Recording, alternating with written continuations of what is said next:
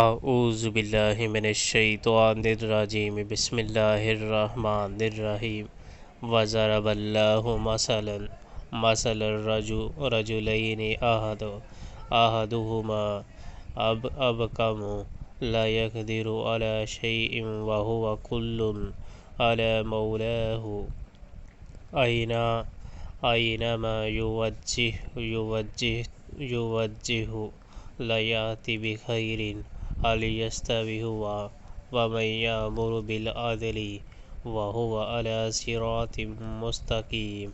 اللہ ایک اور مثال دیتا ہے، وہ آدمی ہے دو آدمی ہے، ایک گونگا بہرا ہے، کوئی کام نہیں کر سکتا، اپنے آقا پر بوجھ بنا ہوا ہے، جدھر بھی وہ اسے بھیجے کوئی بھلا کام اس سے بن نہ آئے۔